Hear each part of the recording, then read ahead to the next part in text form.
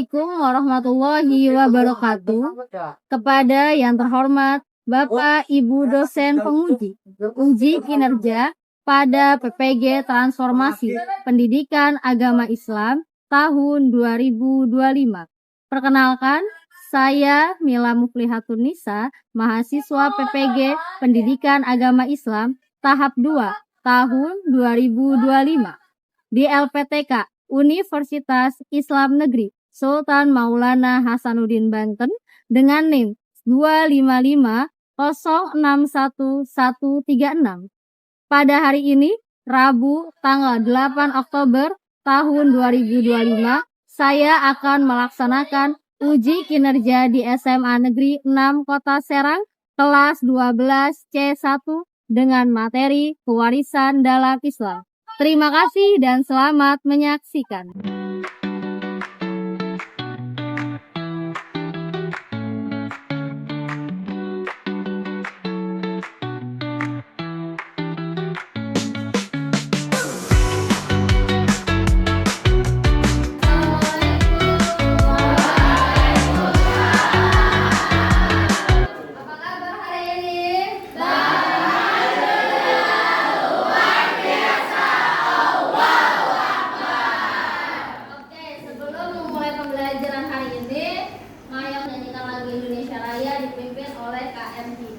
Sebelum menyanyikan lagu Indonesia Raya, dipisahkan menjadi beat.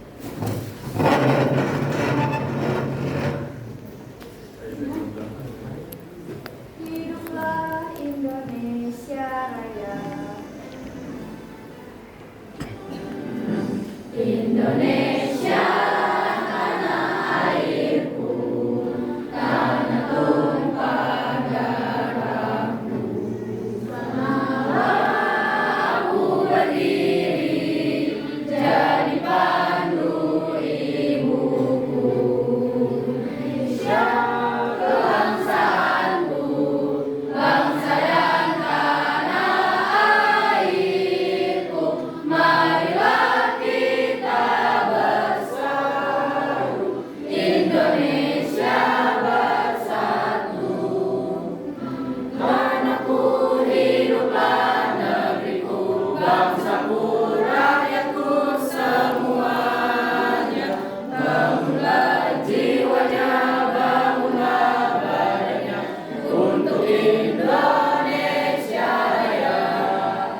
Indonesia Raya, merdeka, merdeka, tanahku, negeriku yang ku cinta. Indonesia Raya, merdeka, merdeka, hiduplah Indonesia Raya. Silakan kembali duduk. Sebelum belajar, mari kita berdoa. Berdoa dimulai. Bismillahirrahmanirrahim. Raditu billahi rabban wa bil islami dinan wa bil Muhammadin nabiyya wa rasulah. Rabbi shrah li sadri wa yassir li amri wahlul 'uqdatam min lisani yafqahu qawli. Rabbi zidni ilman warzuqni fahman birahmatika ya arhamar rahimin. Selesai. Memberi salam. Assalamualaikum warahmatullahi wabarakatuh. Waalaikumsalam warahmatullahi wabarakatuh. Ibu absen dulu ya. Abiyata, Agni, Andini, Anita, Tahir, Raisa, Raisya, Sally, Siti Irani, Zulestio,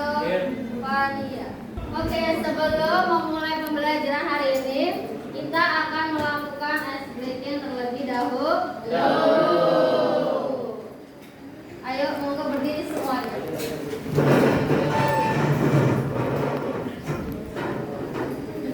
Ayo, ini contohnya kita perhatikan dulu contohnya.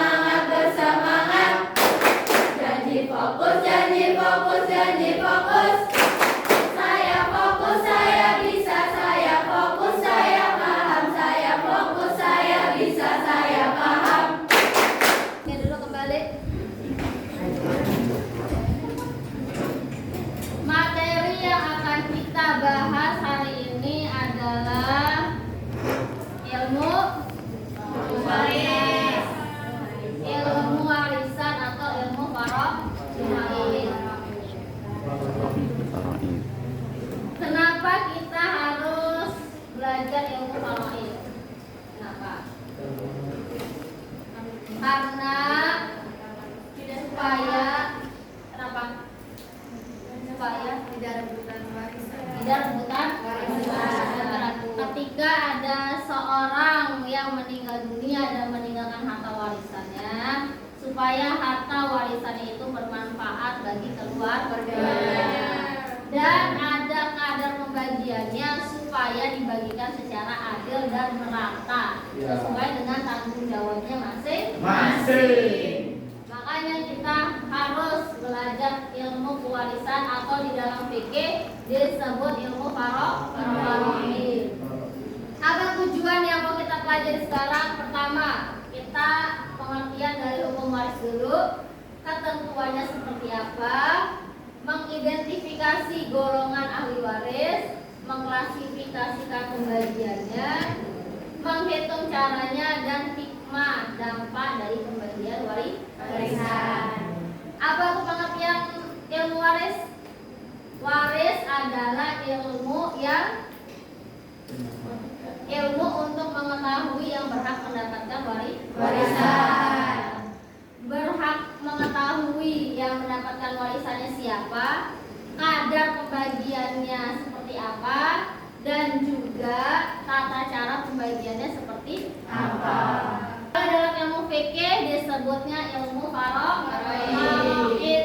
Faraid itu ilmunya sudah ditentukan secara pasti dan tetap, nggak bisa dirubah-rubah. Untuk mengetahui siapa yang dapat warisan, kadar pembagiannya, dan juga tata cara pembagiannya. Nah, ini adalah supaya harta pusaka yang ditinggalkan pewarisnya itu bermanfaat. Next. Nah, dalil waris kita udah pernah yang sudah hafalan surat An-Nisa 7. Lirijali nasibu mimma taraka walidani wal aqrabuna walin nisa'i nasibu mimma taraka walidani wal aqrabuna mimma qala apa minhu au kathura nasiba mafruḍ. Baik laki-laki ada bagian harta pusaka dari orang tua dan juga kerabatnya. Bagi perempuan juga ada harta peninggalan dari orang tua dan juga kerabatnya, baik sedikit maupun banyak. Semua sudah ada bagiannya masing-masing. Kenapa belajar ilmu waris itu ada pentingnya? Pertama, ancaman neraka. Jangan sampai orang yang meninggal dunia itu menyusahkan yang ditinggalkan. Lalu jangan sampai hartanya itu tidak bermanfaat. Makanya ada ancaman neraka. Bagi waris nggak bisa orang meninggal langsung bagi-bagi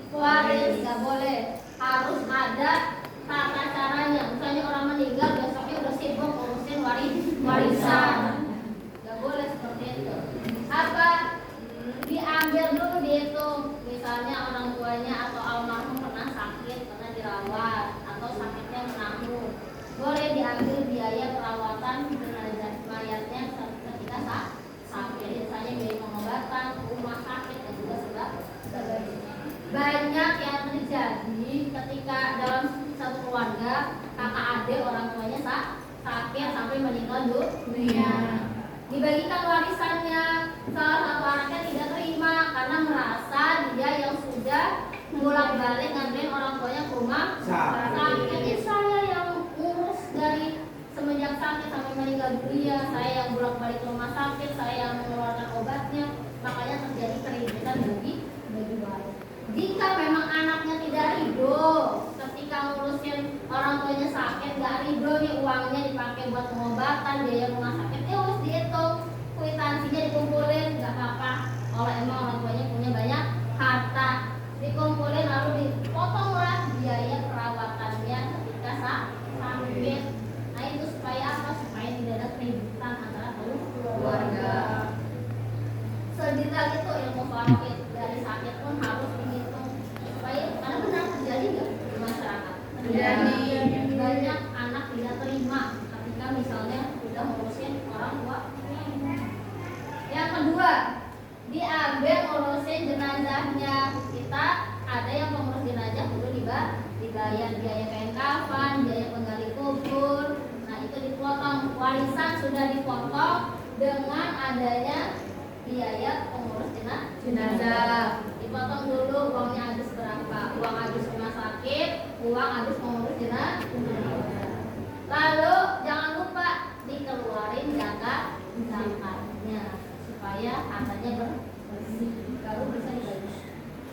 Kalau misalnya punya hutang, hitung hutangnya ada berapa, kumpulin hutangnya. Makanya kalau misalnya ketika di kuburan, ketika sudah dikubur, makanya suka ditanya apabila jenazah almarhum punya hutang, silakan sampaikan kepada keluarga. Lalu misalnya nazar, ada punya nazar atau sewa, atau misalnya dia pengen punya tanah di mana pengen diwakafkan, nah, itu harus dipotong nazarnya dipenuhi terlebih dahulu. Setelah semuanya selesai, kalaupun ada wasiat boleh baru dibagi-bagi warisan. Nggak boleh orang meninggal besoknya langsung bagi waris, nggak ada. Sebab adanya warisan. Pertama yang paling utama adalah keturunan darah, satu nasab, baik bapak kandung, ibu kandung, anak kandung, itu satu keturunan. Lalu karena perkawinan suami atau istri. Lalu karena memerdekakan budak. Sekarang masih ada nggak budak? Nggak ada. Jadi udah nggak ada sekarang. Lalu karena hubungan sama muslim, tapi di sini apabila ahli waris nggak punya keluarga. Apa bisa nggak terhalang orang dapat waris? Bisa. Nah kalau budak sekarang sudah tidak ada.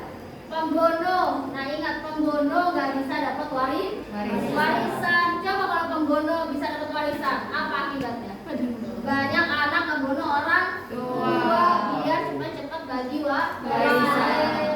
Nah makanya di dalam hadis yang membunuh tidak mewarisi sesuatu dari yang dibunuhnya, tak boleh. Apa yang terjadi hari ini seperti itu. Kenapa nanti banyak yang bukan harta sampai saling bunuh. Lalu orang kafir murtad nggak bisa dapat warisan.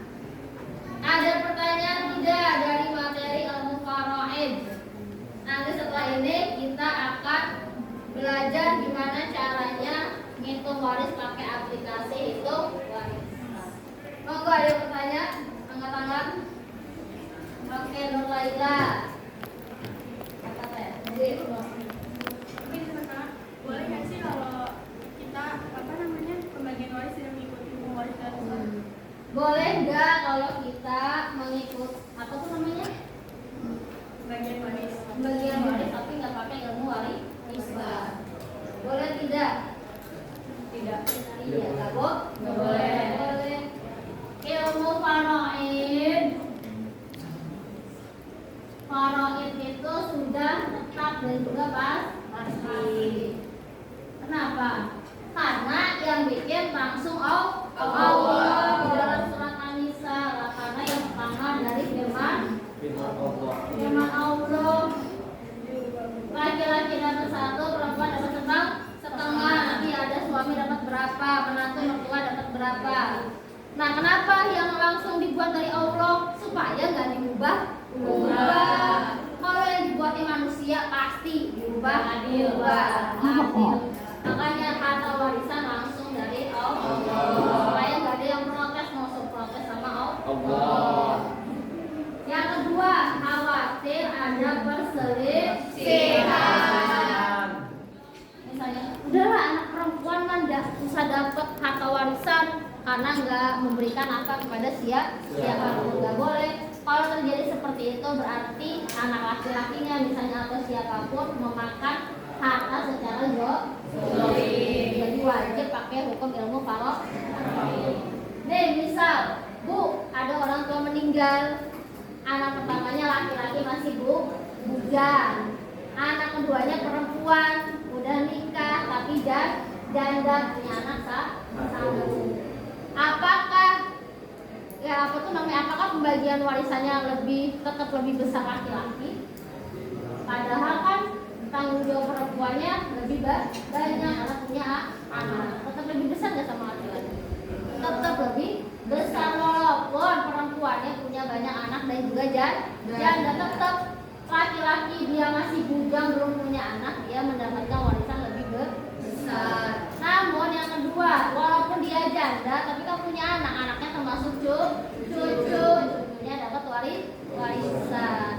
Kenapa? Walaupun bujang kan nanti dia menikah, dia harus cari kerja, tanggung jawabnya lebih besar. Ada pertanyaan lagi? Yuk.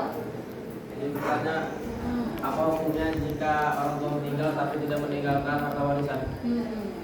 Bu, kalau misalnya orang tua meninggal tapi nggak punya warisan sama sekali, dosa atau enggak? Enggak, berdosa, enggak apa-apa. Ada lagi yang bertanya? Mengapa warisan dalam Islam itu dianggap adil? Warisan di dalam Islam dianggap adil karena sesuai kadar kebutuhan dan juga tanggung jawab. Jadi kenapa laki-laki bisa lebih besar, perempuan bisa lebih sedikit, cucu juga bisa lebih sedikit. Cucu perempuan, cucu laki-laki itu kenapa lebih utama cucu laki-laki? Karena laki-laki itu tanggung jawabnya besar seumur hidup memberikan nafkah. Perempuan kalau udah nikah tanggung jawabnya kepada laki-laki, suaminya. Sampai di laki-laki misalnya dapat warisan banyak, pakai foya, beli HP iPhone, beli mobil, masya Allah. Harusnya gunakan untuk menabung umroh, boleh. Masya Allah. Bisa untuk buka usaha, boleh buka usaha cilor lumayan di jalan. Di depan SD kan sehari dapat berapa ratus tusuk gitu, ya lumayan. Boleh usaha, jangan sampai dipakai berfoya-foya. Oke, sudah ada lagi yang bertanya? Cukup. Oke. Sudah download aplikasi Hitung Waris? Yuk, monggo dibuka, kita belajar dulu.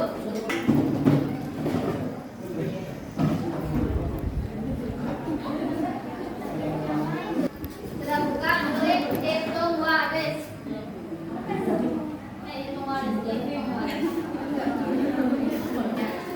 Sudah, yang meninggal bebas. Yang meninggal bebas.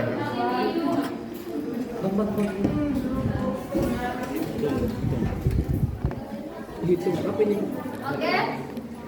Hitung waris, di atasnya ada apa? Ada tilka. Tilka itu jumlah waris. Kita tulis saja contoh. Contohnya tilkanya 200 juta. Punya warisan 200 juta. Sudah? Yang kedua apa? Nah, misalnya punya hutangnya 20 juta, tulis hutang.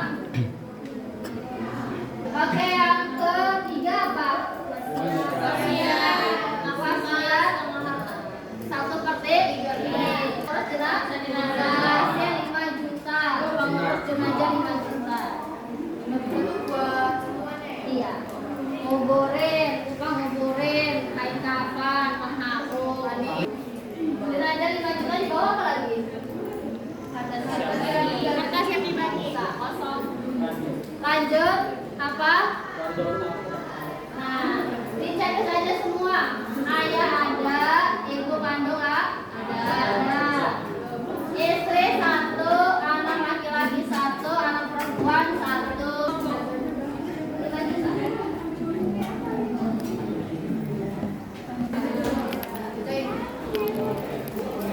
Berapa?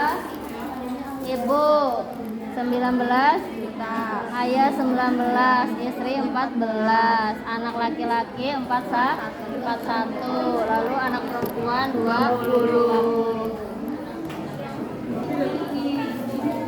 Yuk tunjukkan yang sudah. Ini guys hasilnya. Ini pembagian hartanya biar adil.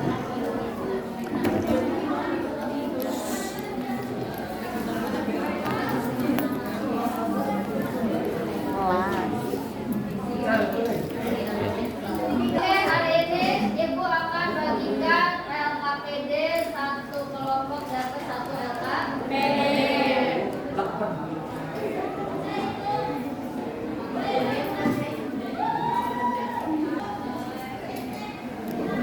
Pertama, LKPD-nya menjawab soal ilmu farok. Ada 8 soal. Jadi setiap kelompok punya tanggung jawab 1 orang mengerjakan 1 soal. Paham? Paham. Bu, kalau yang bagian hitung waris gimana? Tabelnya dibuat di kertas. Ngerjainnya di kertas 1 lembar. Tabelnya dibuat. Kelompok 3. Kelompok 4 dikerjakan di kertas 1 lembar. Nah iya, ini tabelnya. Pertama diketahui harta warisan 120 juta, istri 1, anak laki-laki 1, anak perempuan 1. Lalu di tabel langsung aja 2 orang saudara laki 1, berarti apa? Ada kakak adik, saudara laki-laki kandung, kakak atau adik, anak kandung, berarti kosnya berapa mana tadi? Berarti 1 orang istri 1.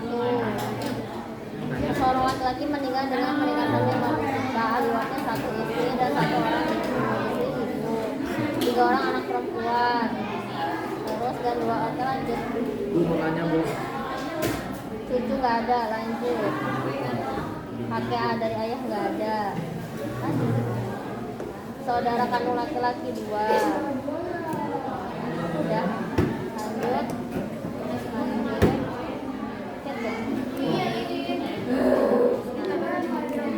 Nah, tulis tabelnya diketahui harta warisan. Emailnya.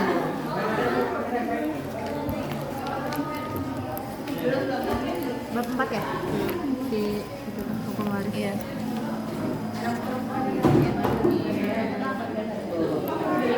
Iya, kan yang baru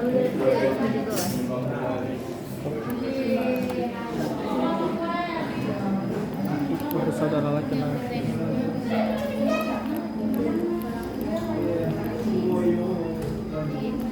waris laki-laki diberikan hak lebih besar.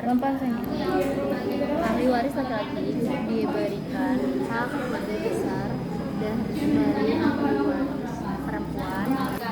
Monggo presentasi dari kelompok 2 perwakilannya silahkan. Assalamualaikum warahmatullahi wabarakatuh. Waalaikumsalam warahmatullahi wabarakatuh.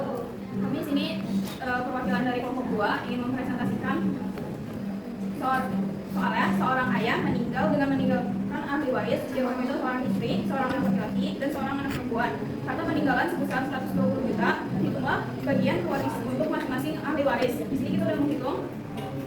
Diketahuinya seorang ayah meninggal, terus meninggalkan harta waris sebesar 120 juta, yang selanjutnya anak laki-lakinya 1, anak perempuannya 1. Selanjutnya ini ada seorang ibu diketahui meninggalkan 2 ahli waris, 2 anak perempuan dan 1 saudara laki-laki dengan harta warisan sebesar 90 juta. Nah, untuk pembagiannya anak perempuan akan mendapatkan 2/3 dari harta waris besar 60 juta. Karena anak perempuannya ada 2, maka dibagi menjadi 2, masing-masing anak perempuan mendapat 30 juta. Assalamualaikum warahmatullahi wabarakatuh.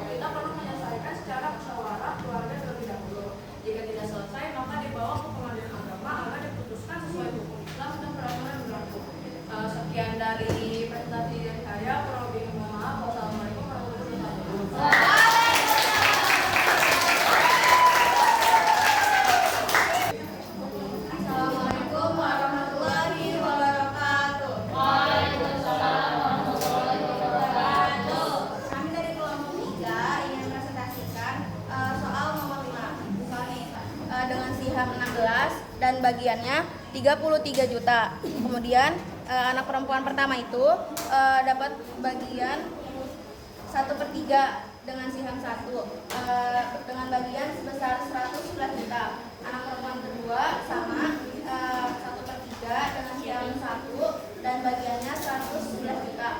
Anak ketiga juga dapat bagian 1 dengan sebesar 111 juta. Nah, jumlahnya itu ada 23, jumlah bagiannya 479 juta. Sisanya 1 dengan sebesar 20 juta. Tangan buat kelompok 3. Dari kelompok 3, Alhamdulillah presentasi hari ini sudah selesai. Ibu mau ada yang memberikan kesimpulan dari materi pewarisan hari ini. Siapa? Angkat tangan. Marsha. Oke, Marsha, silahkan berdiri. Apa kesimpulannya? Baik teman-teman, saya akan menjelaskan kembali secara singkat dari materi yang Mbak Mila sampaikan tentang warisan atau ilmu faraid. Jadi hukum waris dalam Islam ini diatur untuk menjaga keadilan dan keharmonisan keluarga setelah si pewaris ini meninggal dunia, dan setiap pembagian hartanya pun harus adil dan sesuai ketentuan Allah. Seperti contohnya di dalam Quran surat An-Nisa ayat 7, sesuai hadis dan juga ijma ulama. Dan ahli waris utama terdiri dari ayah, ibu, anak, suami, istri, dan kerabatnya. Itu sumber permusuhan. Terima kasih. Oke, selanjutnya ada refleksi. Siapa dari kalian yang mau memberikan refleksi dari materi ini? Oke, nanti silahkan berdiri. Jadi refleksinya itu dari pembelajaran ini saya mendapatkan pemahaman bahwa aturan Allah itu telah ditetapkan secara rinci untuk menghindari pertikaian dan juga menjaga keharmonisan. Nah, tantangan yang saya hadapi itu saya mendapat tantangan bahwa banyak banget detail bagian dari ahli waris ini. Tapi dengan hal itu juga bisa melatih saya untuk lebih detail, lebih teliti, dan juga menjadi lebih disiplin. Nah, dari proses pembelajaran ini saya juga mendapatkan hikmah bahwa setiap ketentuan yang Allah berikan itu memiliki tujuan kebaikan dan harus dilaksanakan dengan ikhlas. Tepuk tangan buat Nani. Oke, refleksi dari Ibu untuk materi waris. Yang pertama, warisan itu kadarnya langsung ditetapkan dari firman Allah. Kenapa? Supaya kadarnya tidak diubah-ubah. Makanya tidak dibuat langsung oleh manusia, tapi langsung dari Allah. Yang kedua, supaya melatih kita pun bertanggung jawab. Ketika punya harta, bertanggung jawab kepada keluarga yang ditinggalkannya. Dan pewaris pun harus amanah ketika diberikan warisan. Terlebih laki-laki, Ibu ingatkan, laki-laki itu kenapa warisannya lebih besar? Dikarenakan tanggung jawab dan kebutuhannya lebih banyak, lebih besar pula. Jadi jangan sampai dapat warisan tapi dipakai buat foya-foya. Boleh diberikan untuk hal yang lebih bermanfaat.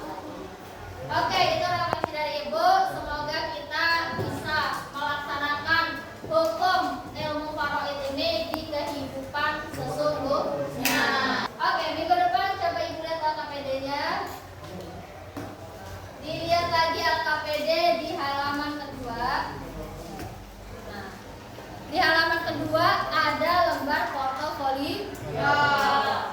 Di sini kalian minggu ini kalian cari kasus pewarisan di dalam kehidupan baik keluarga atau tetangga.